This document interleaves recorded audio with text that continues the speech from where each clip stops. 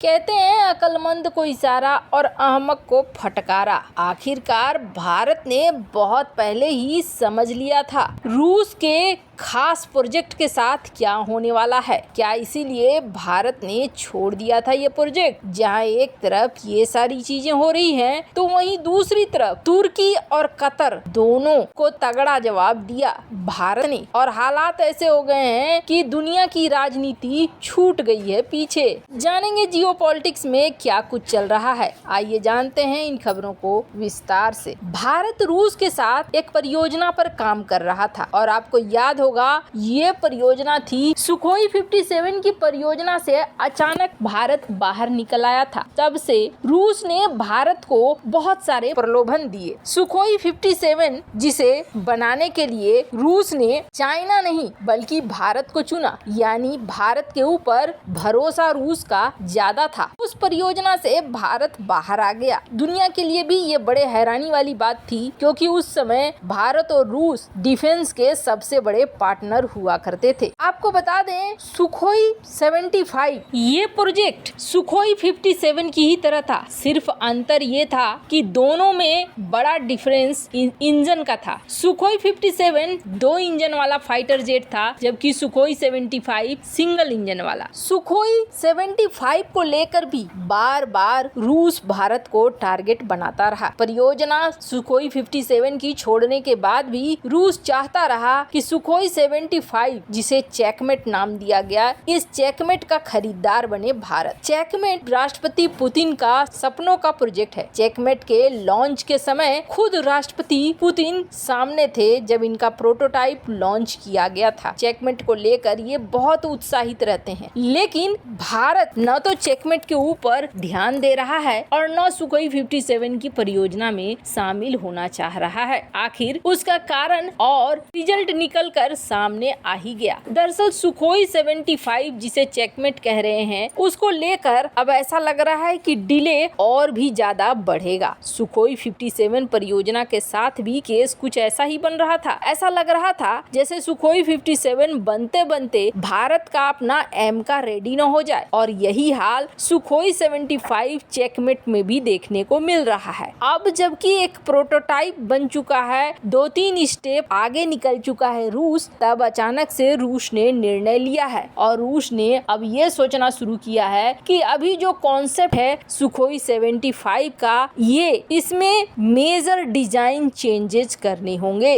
रूस का मानना है कि अभी के हिसाब से परफॉर्मेंस सही नहीं है और सही परफॉर्मेंस करने के लिए इसमें बदलाव लाना जरूरी है। अब जरा सोचिए, अगर इस परियोजना के पीछे भारत रहता तो फिर ये परियोजना कब तक पूरी होती। जो बदलाव किए जा रहे हैं वो बदलाव छोटे मोटे बदलाव नहीं है, बल्कि पूरा का पूरा फ्यूल सिस्टम, एरोडायनेमिक सारा कुछ बदला जा रहा है। इस परियोजना के पूरा होने में अभी बहुत लंबा समय लगने वाला है, क्योंकि देखकर ही लग रहा है जिस तरीके से बड़े बड़े बदलाव इसके डिजाइन में किए जा रहे हैं, ये बहुत जल्दी तैयार होने वाला नहीं है। खैर, भारत ने अच्छा ही किया कि इस परियोजना पर ध्यान देने की बजाय अपने एमका प्रोजेक्ट पर ध्यान देना शुरू किया, वरना पैसा भी जाता और वक्त भी जाता। खैर, जहां एक तरफ ये सब कुछ हो रहा है, तो वहीं दूसरी तरफ तुर्की और कतर दोनों के लिए मुश्किल समय सामने आ गया है। आपको याद होगा कि तुर्की ने भारत के 55,000 टन गेहूं के साथ क्या किया था। भारत ने जब रूस यूक्रेन युद्ध शुरू हो चुका था और महामारी भी चरम पर थी,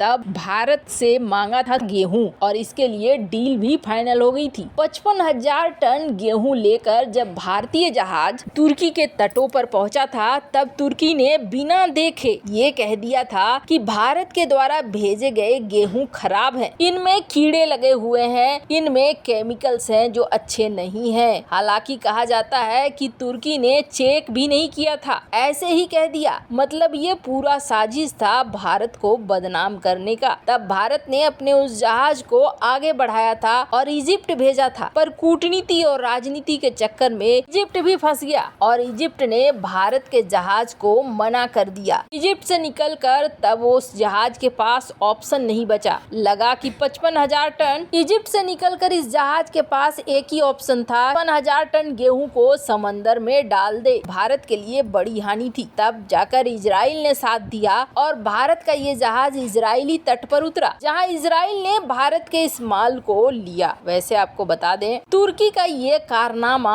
भूलने वाला नहीं था। वैसे जिन हालातों में भारत ने गेहूं भेजा था, निर्यात पर प्रतिबंध लगा रखा था, पर इस प्रतिबंध के बीच में तुर्की ने मांगा था तो तुर्की को दिया गया था। पर अब एक बार फिर समय कुछ वैसा ही आ रहा है। दरअसल रूस यूक्रेन की लड़ाई खत्म तो हो नहीं रही है और अनाज का संकट वैसे भी बढ़ रहा है। इसके अलावे जो हीट वेव और बाढ़ दुनिया में परेशानी खड़ी कर रही है वो अलग है। चाइना का नजारा कुछ अलग है। चाइना में जिस तरीके से एक तरफ हीट वेव है तो दूसरी तरफ बाढ़ है, यानी चाइना से भी कुछ उत्पादन होने की उम्मीद नहीं है। पाकिस्तान के भी कुछ हालात वैसे ही है। भारत के भी कई क्षेत्रों में गर्मी बेतहाशा पड़ी है। वैसे में भारत ने अब फिर से प्रतिबंध लगा दिया है कथित तौर पर, और ये प्रतिबंध लगा दिया है टूटे हुए चावल के ऊपर। भारत टूटे हुए चावल को